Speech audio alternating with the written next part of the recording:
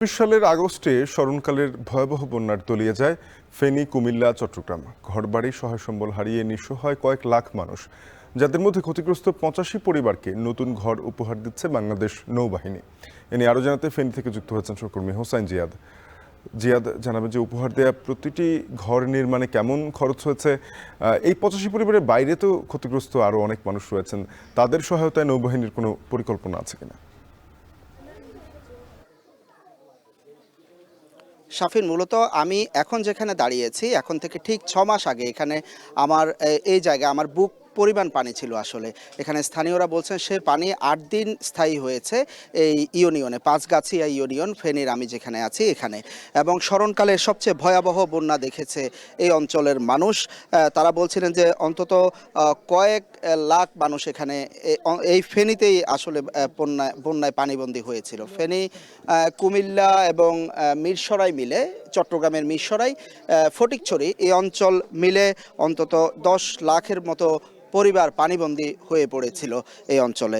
সেই ভয়াবহ বন্যায় সরকারের যে হিসাব, জেলা ত্রাণ ও দুর্যোগ কর্মকর্তার হিসাব অনুসারে ফেনীতেই ক্ষয়ক্ষতি হয়েছে, অর্থাৎ একেবারেই ভেঙে পড়েছিল ১৭০০-র মতো ঘরবাড়ি এবং আংশিক ক্ষতিগ্রস্ত হয়েছিল ৬,৫০০-এর মতো ঘরবাড়ি। প্রায় ২,৪০০ কোটি টাকারও বেশি ক্ষয়ক্ষতি হয়েছে মৎস্য, কৃষি, আসবাবপত্র সব মিলিয়ে।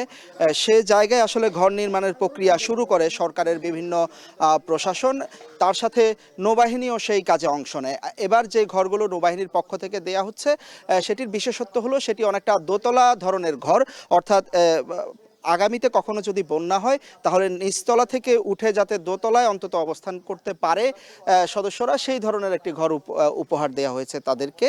এবং এই ধরনের ৮৫টি ঘর আজকে দেয়া হচ্ছে ফেনীর বিভিন্ন উপজেলায়। এর আগেও ঘর হস্তান্তরের প্রক্রিয়া হয়েছে।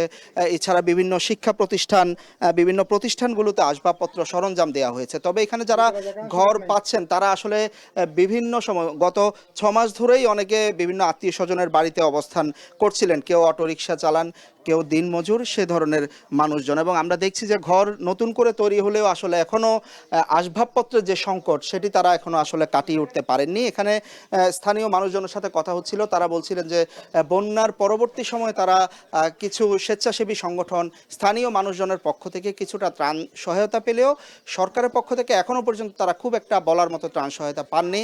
তবে আজকে যে নৌবাহিনীর পক্ষ থেকে তারা ঘরটি পেয়েছেন, অন্তত তারা বলছেন যে তাদের মাথা গোঁজার ঠাঁই হয়েছে। তবে তাদের আসবাবপত্রের কিন্তু এখনো প্রয়োজনীয়তা রয়ে গেছে।